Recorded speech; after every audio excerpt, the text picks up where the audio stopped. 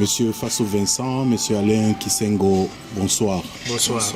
Nous sommes à Bruxelles et nous nous retrouvons parce qu'il y a une nouvelle triste dans la grande famille du parti Lumumbiste Unifié. Est-ce que vous pouvez nous en dire un peu plus?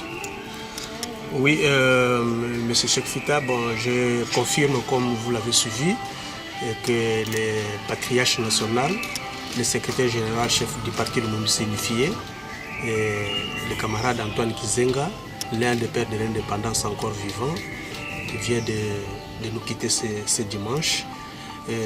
Coïncidence des dates, nous sommes aujourd'hui 24 février 2019 et c'était par mémoire, c'était le 24 février 2007 qu'il a été investi Premier ministre sous le gouvernement après l'élection de Joseph Kabila au deuxième tour en 2006. C'est le 24 février 2007 que Kizeng était investi Premier ministre au Parlement.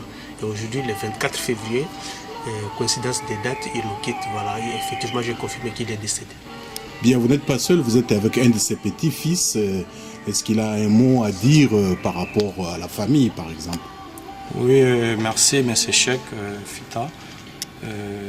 La nouvelle nous est tombée brisque, donc nous sommes en train de souffrir par rapport à la disparition de notre grand-père. Parents pour les autres, nous c'est les grands-pères. Mais je voulais lancer juste un message d'unité dans la famille. Et je crois que tout le monde doit se mettre autour de la veuve, la grand-mère qui est à Bouma. Je crois que toute la famille doit se réunir autour d'elle pour que les choses se passent bien.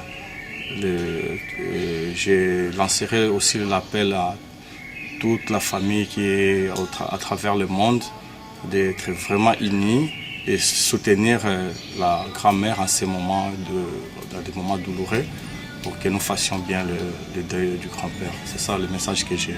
Merci. Oui, Monsieur Kisengo, vous avez été longtemps le représentant du Palou Benelux. Il arrive parfois que quand un leader charismatique comme Kizenga disparaît, qu'il y ait des dissensions dans le parti.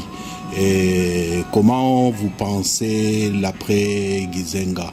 Les gens seront suffisamment sages pour garder l'héritage? Oui, je pense que, oui, vous l'avez dit, moi j'ai eu le privilège et l'honneur de recevoir Antoine Kizenga en tant que chef du parti plusieurs fois. Depuis 2007 jusqu'à 2018, ici j'étais représentant permanent du Palou ici au Benelux. Donc chaque fois qu'il venait, je le recevais, j'ai passé des journées avec lui. Donc je connais, c'est un homme très rassembleur. Tout ce qu'il a fait, il nous laisse un héritage. Le parti est bien organisé comme tous les partis modernes. C'est-à-dire qu'il y a des textes du parti qui sont clairs. En cas de disparition, d'empêchement ou d'empêchement définitif du chef du parti ou de décès, comment s'y prendre? Dans le cas d'espèce, je peux même anticiper votre question si vous voulez bien. Donc les textes sont clairs. Pour l'instant, le secrétaire permanent, porte-parole du parti qui est en fonction, il va assumer l'intérim jusqu'à l'enterrement du chef. Et dans les jours qui suivent, il est obligé, c'est le texte du parti qui l'oblige, de convoquer le congrès du parti pour qu'on puisse désigner un nouveau chef. Donc en résumé, c'est que vous pouvez retenir, où le monde entier peut retenir. Bien, mais si l'un de vous a un dernier mot par rapport à cette triste nouvelle? Oui, le dernier mot pour moi, c'est ce que je voulais dire, c'est que Kizenga, le dernier mot, c'est que Kizenga, c'est un homme intègre, c'est quelqu'un qui s'est donné pour ces pays-là. Il a toujours prôné, depuis l'époque où ils ont milité avec des Kassavou, des Lumumba, dans les années 60 ou avant les années 60, avant l'indépendance, lui prenait toujours l'unité du pays.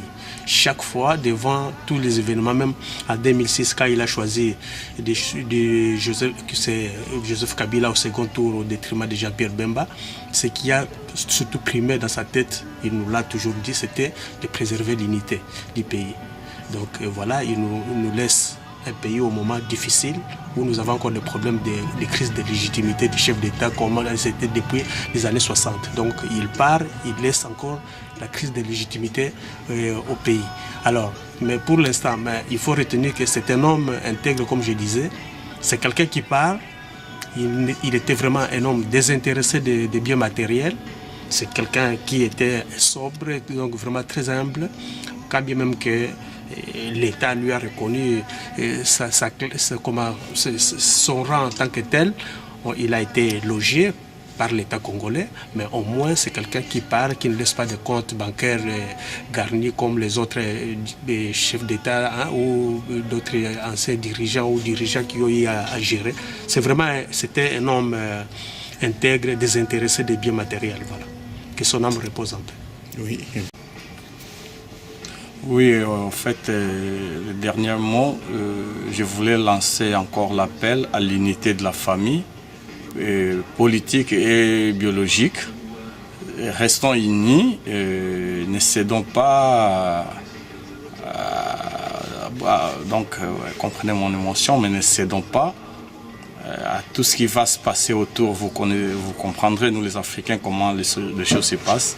Mais restons disciplinés. C'est quelqu'un qui nous a légué un héritage de la discipline d'abord, la discipline, la droiture. Moi j'ai beaucoup de témoignages avec lui. Quand il venait ici à Bruxelles, il me disait toujours de rester droit dans la vie pour que tu vives le plus longtemps possible sur ce monde.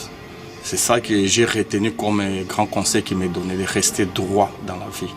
Et je crois que c'est ça les derniers mots que j'ai. Merci.